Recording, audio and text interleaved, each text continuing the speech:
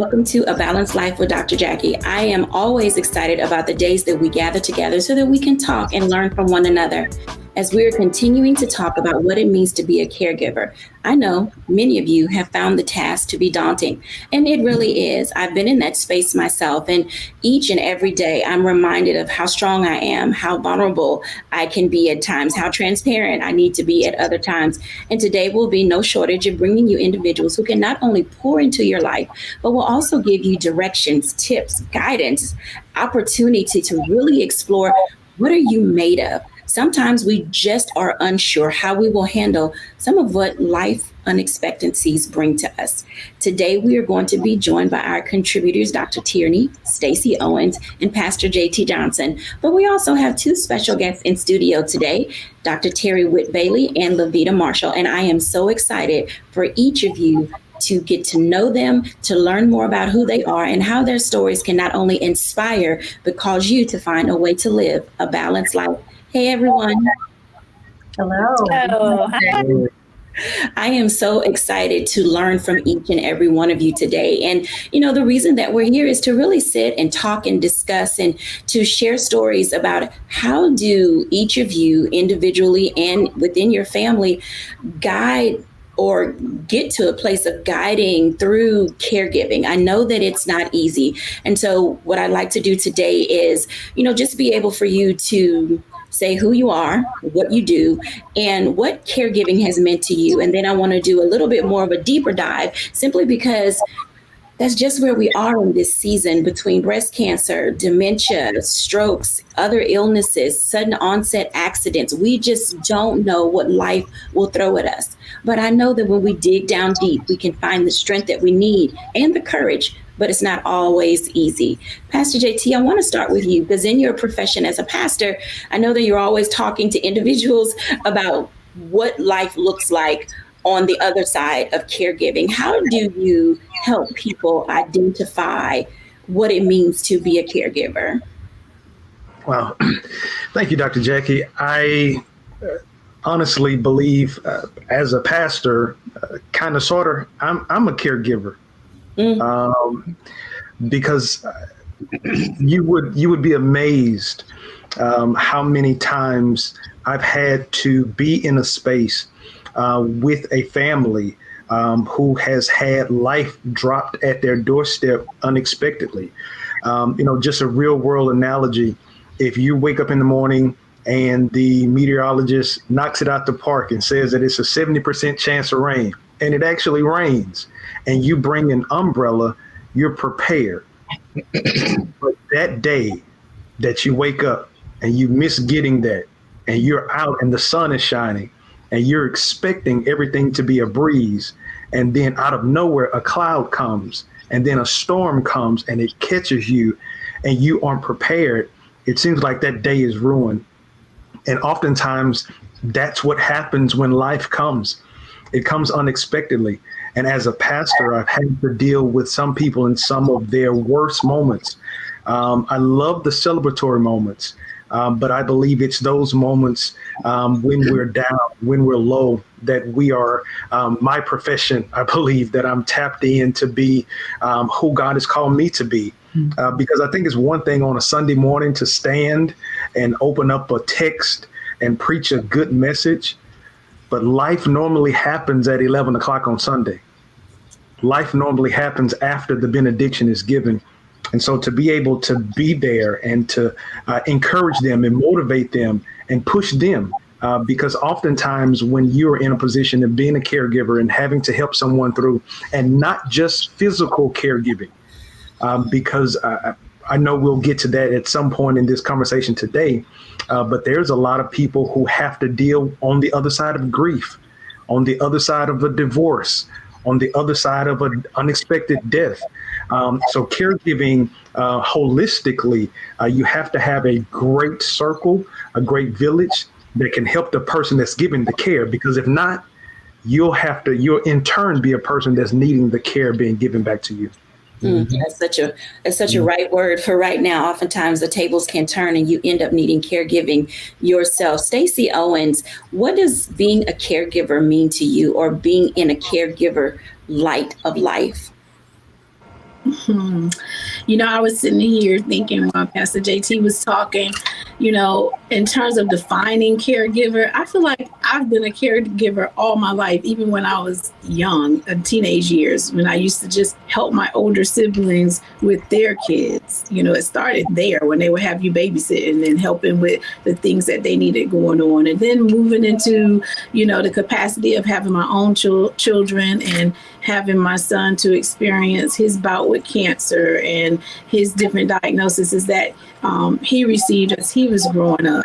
And then moving into this position as an educator, every child that's placed before you have something that they need from you. And so as a caregiver, you're there to look out for the best interests of others and to support them in their times of need, to celebrate them when they're doing well, to help parents when they are finding out that their child has been diagnosed with something, or if they're just going through the normal life things like Pastor JT was saying, my light's going to be turned off tomorrow. How do you help support and help folks to continue to think in that growth mindset to how they can think through how I can improve my personal situation right now? And I think the biggest thing for me is just recognizing that whatever comes before you, you already have within you everything that you need to deal with that. It's just trusting yourself and looking inward and seeing what strengths you can bring to the table so that you can help whatever is in front of you that's needing the help. Absolutely. Dr. Tierney. So I absolutely echo what my esteemed colleagues have just stated, Pastor JT and Stacy. And as they were talking, I was thinking about, the fact that we're all caregivers. We often think caregiving or the caregiver being someone that's caring for someone that is ailing or sick or, something kind of in that arena. But actually caregiving it's a bigger thing than just caring for someone that's sick. Anytime you are helping someone or helping to meet the need of someone, then that is a caregiver. For me, I'm a caregiver in both my personal and my professional life. Being a life coach, that's really, the number one thing that I do is caregiving for my clients, being that support person, being that safe space where they can come and talk about their needs, particularly those that are helping, aging parents, ailing siblings or things like that, because like we just stated, those tables can turn. And often we will start to focus in on the person that we're helping and ignore ourselves. And we're not giving care to ourselves. And then we're the ones that are now sick or, ailing and things like that. So making sure that I'm supporting my clients, that they are getting the care that they need for themselves and getting it from me and giving it to themselves. And of course, in my personal life, I am an only child. My mother and I have already had the conversations. That's something I think in our Black community, we definitely need to make sure that we're having those conversations early and often and not being afraid of it. And I'm sure we're going to talk more about that later on in the show, but we've had the conversations. We already know what our plan is. We've had the powwow. I know where all the papers are. So making sure that I'm ready when I'm, have to carry more of her load in that sense. So yeah, caregiving it's more than just caring for Amy. It's helping in any capacity. Absolutely. Helping in incapacity, oftentimes people are not clear on what that needs to look like. And so I always say there's the help you want and there's the help you need. And then there's the help you just kind of need to push to the side. Because in life, there are going to be times where you have to be in that situation or in that space where you need to put pride aside, where you need to put your feelings and your emotions to the side, where you need to really get into a space of saying, I cannot do this by myself. But then there are other times there's the help that you want. There are people who know what you need, who've been where you are, who truly can identify with the situation, the circumstance that you're facing, and then can show you and prepare you on how to navigate the nuances of what's happening in your life. But then there's the help that you can absolutely say, no, thank you. And I think that we all have to be honest with ourselves, that there are days when we just don't want any other people in our space. There are times where we need to be alone. There are times where we need to think through what is happening with us and be able to make sense of it all ever before we invite people in. And so as we continue in this conversation and dialogue today, when we come back after the break, I'm going to invite in Dr. Terry Witt Bailey to talk to us about her story, because each of our journeys is personal, and how we approach it, how we face it, and how we look at it can really play a part in how we thrive through it. When we're back after the break.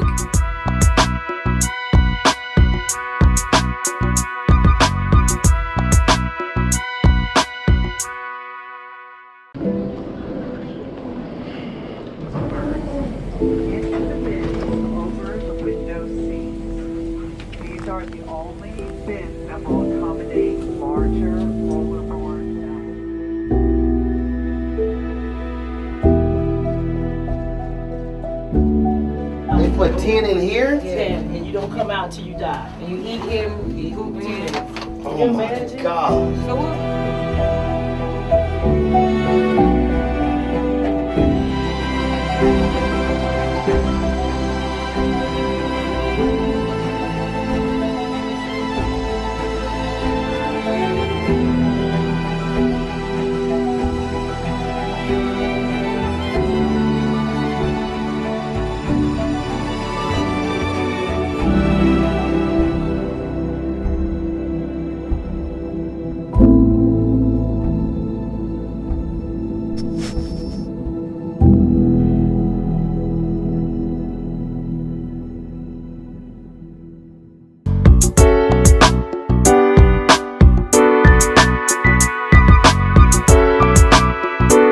Welcome back, everyone, to A Balanced Life. And as you've heard from our contributors, that being a caregiver can literally start at a very young age, depending on your family dynamic or your community. And then oftentimes there's situations in life that really throw us a curveball. And we are saying to ourselves, when did I become this person? When did I, become the individual that everyone looked toward to be able to make things right? And then there are other times that things happen in our lives that are so personal that they really touch us at our core.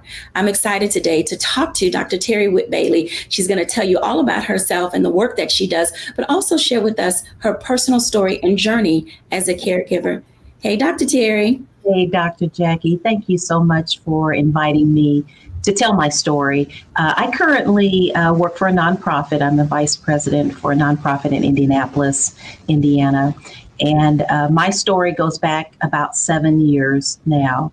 And as Pastor JT said, life happens, but life happens in God's timing. And it just so happened that on most days, I'm a very busy person, always involved in something. But that particular day, I was home. I had come home early for dinner. My husband was giving a final at the community college where he worked. And he came in the door, got his plate, came to where I was, and he was looking strange and couldn't cut his meat. And it was very odd. And I said, well, what's wrong? And he says, I think I've had a stroke. And so, of course, it scared me. And we literally got in the car and he walked into the hospital on a Thursday. And by Saturday of that same week, he lost all control of his left side. And that was in May of 2016, through lots of physical therapy, occupational therapy, and speech therapy. We thought we were on a road to recovery. And in August of that same year, he had a second stroke in the exact same spot and wasn't able to recover in a way that would allow him to continue to work, because it did also affect his brain. And so we kind of talked about it being our new normal. We just said it was a new normal, and I was just bouncing along, coming home during breaks and then lunchtime and making sure he was okay before we actually got a caregiver in the home, because he slept in a hospital bed in our home. I was acting like nothing was different. We just took care of business, did everything that needed to happen. And I went to the doctor for my annual checkup, and I was trying to get some paperwork filled out for family medical leave, FMLA. And the doctor was going to sign the papers. And he says, yes, 5 weeks sounds really good. You need to have that time off, but it's not for your husband. This is for you. Mm-hmm. And it was my check in saying, okay, well, I didn't realize that it was really affecting me. I thought I could continue to do all of this. Fast forward to 2021, November, Thanksgiving, just last year. My husband was complaining of neck problems. And so he wanted to go to the emergency room, and we found out that he had cancer and through squamous cell carcinoma. And the doctor recommended chemo and radiation. He wasn't healthy enough to be able to have surgery. And from that chemo and radiation, he was also got pneumonia, which led to double pneumonia. My husband passed in March. We had 6.5 great years during his cancer and his strokes, but we had 30 years of marriage. And we talk about living our vows. We lived every single vow, and that was what God planned. And it's very odd because I prayed to God to give me peace and joy. And I really have that. And I'm really sometimes worried, why am I okay? And God just says to me, didn't you ask for that? That's why I gave that to you. Mm-hmm. And so living through all of that and trying to help my husband, being a person that couldn't use his entire left side, we still did things. We went on a cruise, we were on airplanes. I drove us to Atlanta, and we did those things until he couldn't do them anymore. And so God gave me the physical strength, the emotional strength, and the spiritual strength to get through it. Again, I don't know how I did it. It was God's grace and mercy. I do know that part. But to just share with your viewers that you have to have a higher being to get you through situations where caregiving becomes almost like a full-time job. There is no way I would have gotten through this without the Lord. There's no way that I would have gotten through this without my family and my church family and my friends. There's no way I would have gotten through this without my husband being by my side and going through this with me. We went through it together. And so I've been grieving for 6.5 years. So when he passed, I think I'd been through a lot of the stages of grief, and I'm moving forward. It's important. That's what he wanted. That's what God would want. And he's given me what I need to keep going forward. Terry, you have given us some wisdom keys, and I hope that our viewers were listening to everything that you said, because you began with this full awareness and understanding of what it would take from you to be able to step into this role. I heard you say that before you invited in another caregiver, that you were taking on some of that responsibility for yourself. At what stage did you begin to recognize and identify that you needed help beyond what Terry could give? It wasn't me that recognized that. It was everybody around me. It was everybody around me. I was, the Wonder Woman. I love Wonder Woman. So I was the Wonder Woman. I thought I could do it all. I could work a full-time job, come home back and forth. And then at night, make sure that I was taking care of him. Even times when he was going through his cancer and had to be fed through a feeding tube through his stomach, I was doing all of that. And there were people that would remind me, you need rest. Oh, no, I'm okay. I can do it. Everything's fine. I feel fine. I'm fine. No, I was not fine.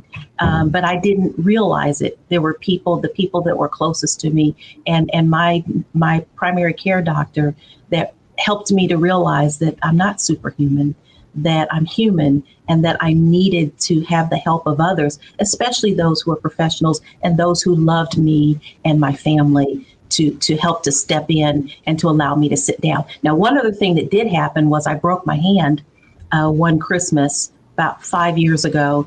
And I thought, I realized, I said, this was God sitting me down because I couldn't do it. And so he sat me down and I had to have other people come in and help. That's, God does have a sense of humor. I want to invite Dr. Tierney in on this conversation because something that you mentioned was the processes of grief that happened during the time that you were experiencing this diagnosis with your husband and the things that you went through. Dr. Tierney, in your work in helping people identify not only where they are, but the stages of grief related to getting to know you better. How does this help individuals as they are growing through their pain? Because oftentimes people don't know how to express what they are experiencing. Absolutely. So something that I see quite often is that people try to suppress the pain. I'm not going to cry. I don't want, nope. I just got to keep going. I just got to, keep moving. And sometimes that can be a coping mechanism because we're afraid that if we start crying, we won't stop. Or if we start to fall apart, then we won't come back together, again. But we have to allow ourselves to feel what we feel. We have to go through that process. And in going through that process, what we find on the other side is another level of resolve that we didn't know we had, another level of strength that we didn't know, that we had. But it's only in allowing ourselves, giving ourselves that space and that grace to say, hey, this is happening. I feel some type of way about it. One minute I feel this way, the next minute I feel that way, and allowing yourself to process that and inviting the professionals in to help you with that. Like I said earlier, this is where I see myself as a life coach, as a caregiver, sitting in the seat and in the space with you to hold your hand to say, it's going to be okay, giving you some of those tools that you need in that moment, right then, right now, to tell you that you're going to be okay. You're going to get, through it so that you're not feeling like you're walking through this all by yourself, or that if I start to feel and emote in this way, that it's just going to be a mess and I'm just going to be a mess, that it's okay. Life is messy. Things get messy, but in you going through that process, you will learn a deeper level of you that you didn't even know, was in there. And on the other side of it, just as Dr. Bailey just stated, the strength that she had, how God her to walk through this. If she would have just put up that wall and not went through it, she wouldn't be able to say what she's saying right now. And so that's the thing that I encourage my clients to do when they're facing, these difficult life situations, is to give themselves that patience and that grace to walk through it and know that they're not walking through it alone. Absolutely. Dr. Bailey, what have you learned about yourself, having gone through this process and now being on the other side, literally just only a few months? Who is this new Dr. Bailey? I'm still figuring that out. I've gone back into my routine, whatever that is, going to work and participating and volunteering at the places that I've done before, but not having that partner next to me. We were married 30 years. And so trying to figure that out hasn't quite happened yet, but I feel the joy and I feel the peace that God has given me. And so that's what I worry about sometimes, that I'm not grieving in the way that I think I should be grieving. So I don't know who that new person is. I just get up and I keep going and love the work that I do, love the people that I'm around. And so I don't have that answer yet. Well, I want to thank you for sharing, because I think that we get to that opportunity of saying it's okay to step into the rediscovery phase. Dr. Tierney. And I was just going to say, Dr. Bailey, there is no right or wrong way to grieve. There is no set process of you're doing it the right way if you hit all the stages in this order, or, it's so personal and it's so intimate, to you, because what you're walking through, no one else has walked through in the way that you're walking through it. So that's where that grace piece comes in to say, hey, this is my process. This is how I'm grieving. I'll get there, like you said earlier, in God's time, and it will be exactly what it's supposed to be. So I love to hear that you are in this discovery mode of that. Thank you very much. Absolutely. When we come back after the break, I want to engage Pastor JT. I know he hates when I do this, but I always call him my resident theologian, because there's some things that we've just heard when it comes to grief and things being so personal in our space that oftentimes we don't know which end of the stage we're at. We don't know if we should start at 5, go to 3 and jump to 1. Sometimes we don't even know what the stages are. When we come back after the break.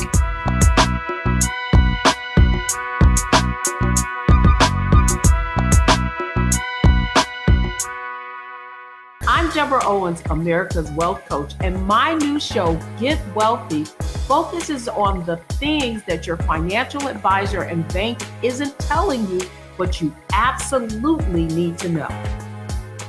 So watch Get Wealthy on the Black Star Network.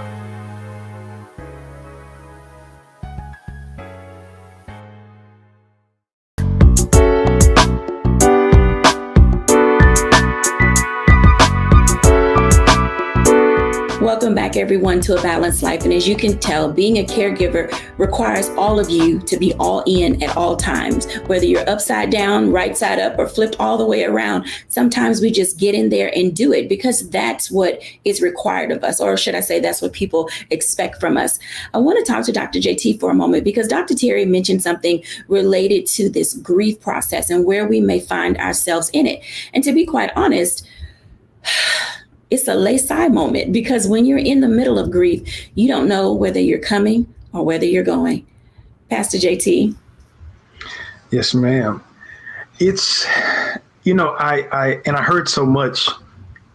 I love, if I could just go back to our last block, I love her answer when she said, I don't know. Because oftentimes I think that's the weight that we embrace that's not ours. We try to figure it out and we try to have the answers. And in that moment of not knowing, I feel that oftentimes we feel that we are letting someone down or maybe even letting ourselves down. But there's a scripture in James, and James said that if you ask, no matter what you ask, God is free to give. There was a very lengthy sermon that Jesus preached. It was a series of messages. There was a few theologians came up with a mathematical equation that said it was about 3 days worth of sermon. Now, many of us don't have the attention span to stay focused for 3 hours, let alone 3 days. But in the midst of that sermon, Jesus gave some beatitudes, the attitudes that we should have when we are attempting to be. And one thing that he said is blessed are they that mourn, for they shall be comforted. And I think that in some weird way, we want the comfort without the mourning. But the mourning is actually just releasing the emotion that we are experiencing at that time. It's almost kind of like a soda that's in a bottle that has been shaken, and life comes to shake us. But oftentimes when we are open or we open up, we explode just like that soda bottle. And it's only because we haven't had those moments to pour out here and there, and we try to hold it in. And if I can just share that with anybody, there's a scripture in the Old Testament. Again, I'm not trying to preach, but Dr. Jacquie invited me to this space. But it said that God is close to the brokenhearted. But typically when our hearts are broken, we go opposite of him. But if the scripture says that he's close to the brokenhearted, the only person that has moved out of place is us. And so there may not necessarily be the circle around you that you may want to help you, because there are a lot of people, and there may be a lot of people now that are having the weight of taking care of a parent by themselves. And maybe you have other siblings and you feel that other people should be helping you, and you are in this space by yourself. You may not have the support system around you, the girlfriends or, the brothers that are there to help you through what you're going through. But you are not alone. But he cannot be in a place that you have not invited him to be. So we're expecting him to move beyond our request and just know that you got to come and be there. But I promise you, you make it that much more easier for him to deliver to you what you need at that moment. And if I can stress that, at that moment, because I think one of the most dangerous things is combining grief with anxiety. And anxiety comes when we are too far in the future. When we are in that moment, I believe that he gives us everything we need to get through that moment. Hence why he said he gives us our daily bread. Not enough for a week, but enough for that moment.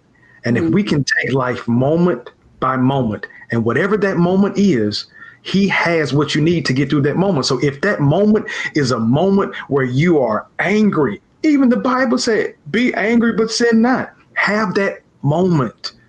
If that's a moment where you're crying your eyeballs out, have that moment.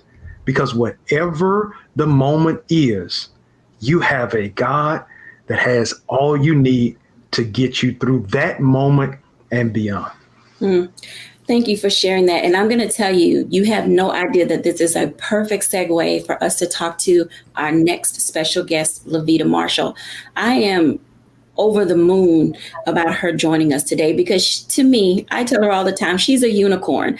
And so I'm going to invite Levita Marshall in to talk to us about her journey and her story. So many of you are often wondering, how do you manage? How do you support your husband? How do you engage when loved ones become ill that are not your blood? And I'm going to tell you, this lady right here is the embodiment of everything that I believe a woman is to be when it comes to caregiving. Everybody, Levita Marshall. Hello. Hello there, lady. How are you doing today? Hey, great. Thanks for inviting me. Oh, absolutely. Your story, your life inspires me. And at any point, I hope I have half the courage and the strength that you have to do all that you have done. So tell our audience about yourself and then just jump right into your story because it is an amazing one. Okay. Well, I am a lifelong educator. And actually, as of right now, it's funny because I told my children and laugh. I said, I'm taking a gap year right now. So after this pandemic and all of that, I just needed a little break. And so this is my gap year where I try to reassess what I'm going to do with the rest of my life career-wise. But my journey started about 2009. My husband and our 4 children were living in a city about 2 hours outside of Houston. And his father had started to exhibit some very unusual signs. And then eventually he was diagnosed with Alzheimer's and dementia. And his wife was, my mother-in-law, was doing a great job of being that helpful support maid. And she was doing a great job. But eventually we saw that it came to the point where we knew we would have to relocate back to the Houston area. And so about 3 or 4 years into that diagnosis, we decided that that's what we needed to do. So our children were 2 in middle school, 2 in high school at the time. Yes, it was the most inopportune time, but we knew as a family, this is what we were going to need to do. We invited our children in. I believe that's really, really very important to invite them into the discussions. And we told them that we're going to need to go help your grandparents. We really need to be there to support them. And so they were in on the entire move. They knew why we were moving. It wasn't a shock to them. They would go to Houston with us to help, their grandparents. And so they were really always in on it. And another thing was that once we got relocated to the Houston area, no sooner had we settled in, I think we were trying to my husband was handling a lot of the legal issues. They had their own business for 30 years. So that was just a whole nother thing to tackle. So he was handling a lot of their business affairs, their legal affairs. He was helping his mom with that. And we must have been in the Houston area for about 18 months. It was not even longer than that when she started to exhibit some very unusual signs as well. We ended up taking her to the doctor, and she was diagnosed with dementia. So needless to say, I can't even explain to you how, I wouldn't say we were paralyzed with fear, but we were kind of numb for a while. And I remember just looking at my husband and asking, what in the world are we even going to do with this? How will they take care of themselves? All of us are working. We all have careers. How does this look? I know I must have asked a million questions to him, but we finally just decided that I would finish the school year out, and I decided to resign. I told him that I would be the one I would want to help his mom. And, I was not doing this all by myself, but I did want to be the one to be there to help her in those initial stages. One of the things that we eventually decided to do. It is very important they bring caregivers into your home. Very, very, very important. So his mom and dad were still at their home. There was a family member living in the home, so they were not by themselves, but we did get caregivers to come in, one for him and one for her, for the amount of time that could come during the week. And so I helped to coordinate all of that, and I would take mom to the grocery store, and I would just take her on errands just to kind of get her out of the house in the initial stages. But then it came a time where I realized, okay, we have got to get way more professional support. That illness is an absolute beast. It is very brutal, what it does to people. And we knew that, okay, we're not just dealing with parents who are aging in place. We're dealing with parents with a very brutal degenerative disease. And so I decided to look up the Alzheimer's Association in Houston. And ironically, I say ironically, but I knew it was really God ordained. It was about 5 minutes away from their house. And so I decided to go to the Alzheimer's Association, and I just walked in the door and I said, we need help. I need help. What can you do for us? And so that started just a whole nother journey with that particular organization that I'm so very blessed I walked through those doors, because they helped me walk out the rest of the years and the rest of the time. And it was an amazing, amazing time with the Alzheimer's Association. And they ended up inviting me to their annual conference to be their closing speaker, to speak on the perspective of a caregiver. Those are some very exciting tips that you have shared with us, Lavita, because oftentimes people don't know how to engage in the conversation. Right. And your kids were small at that time. And I want to invite Stacy into this conversation because Stacy works at a school. You're both educators. And oftentimes having these conversations with young children, especially when it's we can't go to the playground, we're not going to be able to stay out that long. I mean, there are just so many dynamics where children are involved. Stacy, in hearing what Lavita has said to us, and in your work with children, how do we usher in these layers of conversations that can literally not only impact them academically, but also impact them in the home and how they engage with others around them? Man, I think it's so important that you involve the children in the conversation initially so that they can understand what's happening around them, and then take it to that next level of helping them to understand the part that they will play in it, not necessarily from the aspect of that they will be preparing any, being a caregiver, but helping them to understand their role, like taking responsibility and accountability for just the things that they're responsible for, like going to school, like letting them understand that the only thing that you're expecting for them to do in this process is to do their part in terms of keeping their grades up, participating in the things that's happening at home, at school, and just understanding the changes that's happening around them.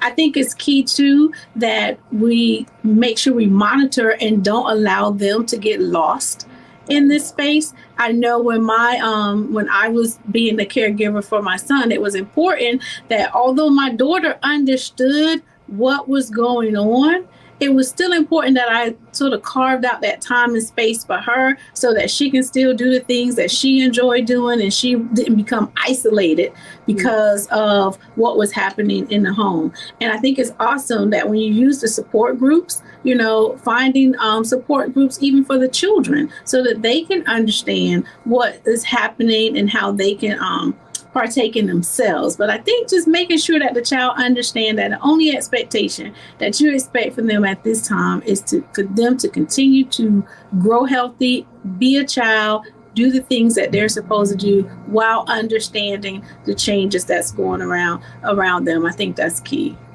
Let me ask you both this question, because oftentimes we go through this, what happens in my house stays in my house.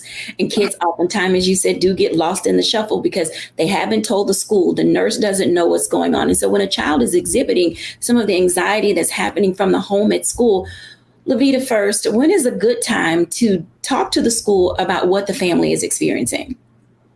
I did do that because being an educator, I knew how important that conversation was. And we were having children who were going into middle school and starting high school. So they were already going to be in those transitions, even if we had never relocated. And so I knew how important that was going to be. And so I did. I built a really great relationship with their school counselors, and I did explain the situation. And even when we spoke to our children, we had gone on family mission trips, actually. And so we literally told our children, we have a new mission, and we're not going to be serving other communities like we've done in the past, but we're going to be serving your grandparents. That's our new mission field. And so that's the way we presented to them. But we did invite the schools in, and I had ongoing conversations with their counselors, and I actually encouraged the children to go and speak to their counselors, which were very, very helpful. And they did. They really did take me up on that offer. Absolutely. Stacy. So, Lavita, I think that was great that you did that, and that's really key. But there's a lot of families that won't do that. They're going to stick with that. What happens in the home stays in the home. So that relationship piece that you were just talking about, the school also has a responsibility.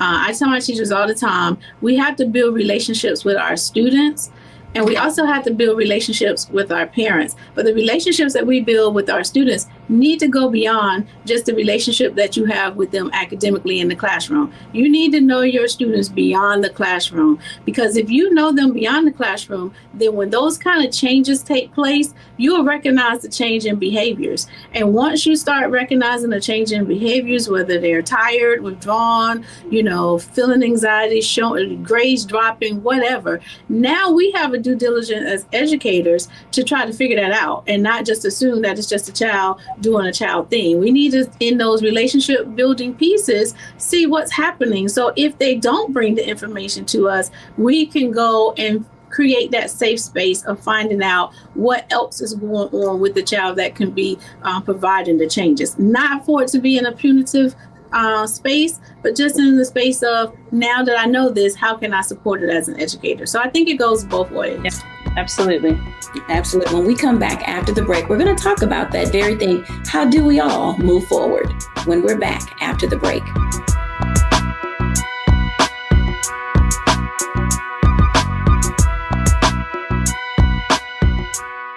I'm Deborah Owens, America's Wealth Coach, and my new show, Get Wealthy, focuses on the things that your financial advisor and bank isn't telling you, but you absolutely need to know.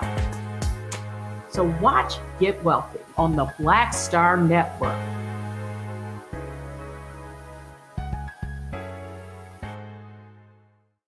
When we invest in ourselves, we all shine. Together, we are Black beyond measure.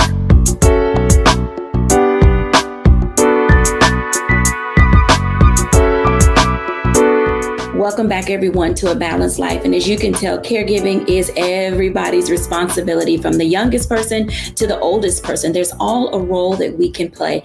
I want to bring everybody back in, because as we're talking about this space, one of the things that we do need to touch on is, how do you move forward?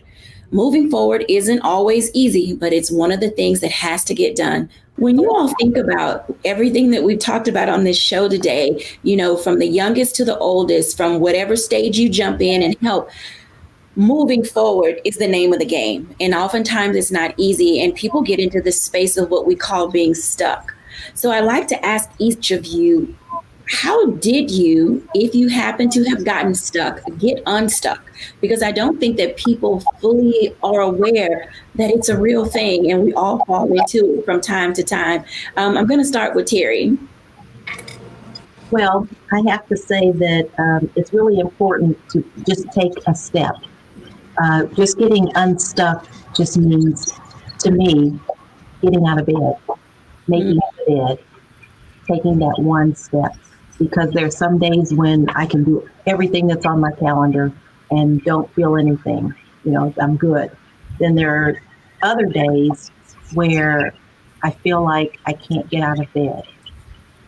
And I have to talk to myself, talk to the Lord. And then I say, get up. I literally say it out loud. get up. And sitting up, standing up, taking those steps, going through the routine until I feel like I can move forward, are things that sometimes happen. But I have to take a step every day. I have to do something, even if it's one thing. Do that one thing and know that you have moved forward by doing that one thing. Absolutely. Dr. Tierney. So I would say go at your own pace and your own process. Sometimes we get stuck because we're thinking that there's a certain way that we should be doing it, or we're looking at someone else's process and trying to do it their way, but each of us are walking this thing called life out in our own pace, in our own time, in God's timing, and what he's telling us to do. So make sure that you're going at your own pace, at your own time. Like Dr. Bailey just said, for her, it's just taking a step. For someone else, it might be just to rest, so make sure that you are looking and running your own race. Pastor JT.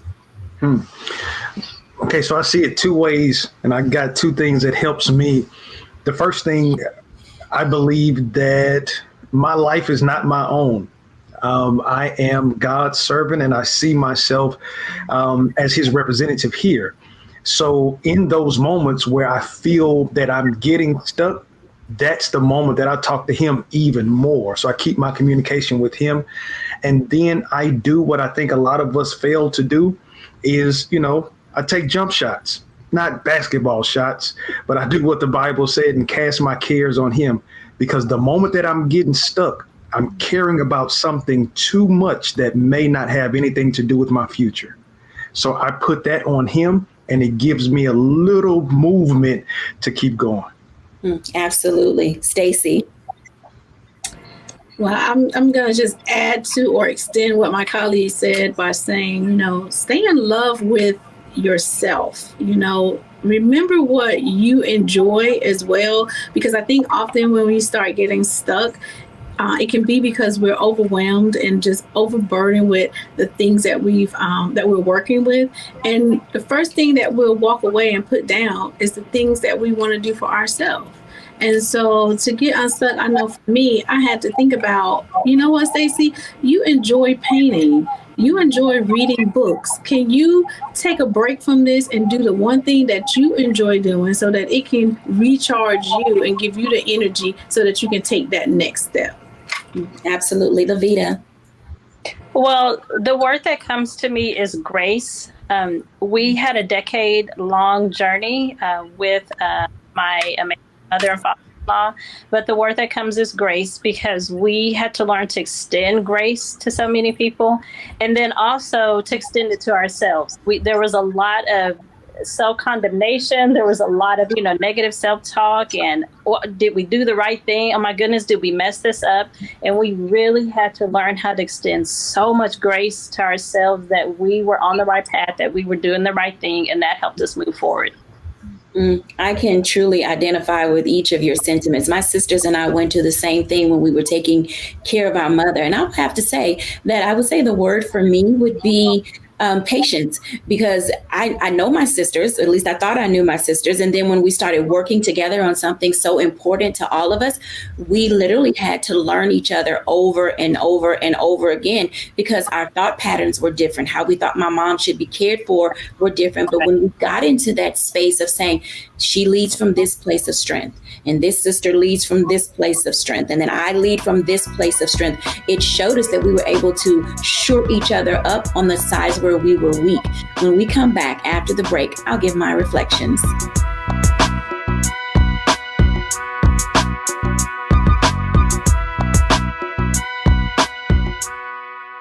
Folks, Black Star Network is here. Hold no punches. I'm real revolutionary right now. Support this man, Black Media. He makes sure that our stories are told. Thank you for being the voice of Black America, Roland. Stay black. I love y'all. All momentum we have now, we have to keep this going. The video looks phenomenal. See, this difference between Black Star Network and Black-owned media and something like CNN. You can't be Black-owned media and be scared. It's time to be smart. Bring your eyeballs home. You dig?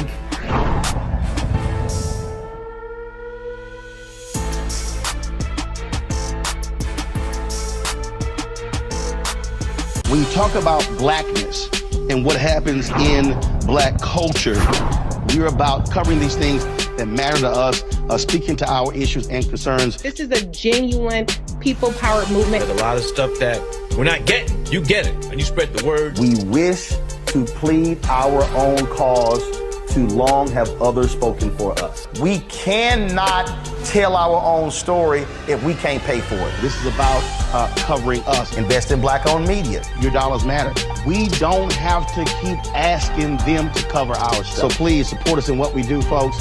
We want to hit 2,000 people, $50 this month, raise $100,000. We're behind 100,000, so we want to hit that. Y'all money makes this possible. Checks and money orders go to P.O. Box 57196, Washington, D.C. 20037-0196. The Cash App is $RM Unfiltered. PayPal is R Martin Unfiltered. Venmo is RM Unfiltered. Zelle is Roland at RolandSMartin.com.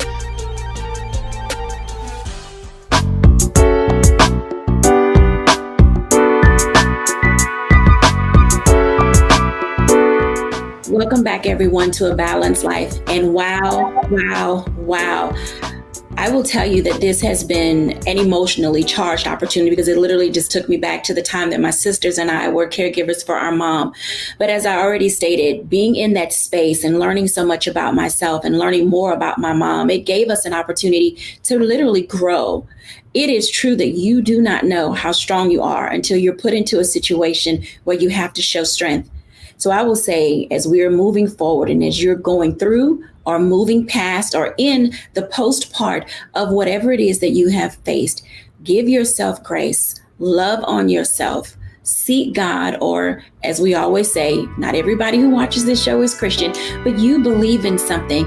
You have to dig deep and tap in to that source that gives you strength. I hope that something we have said today will allow you to continue on in your caregiver journey. Thanks for watching. Bye now.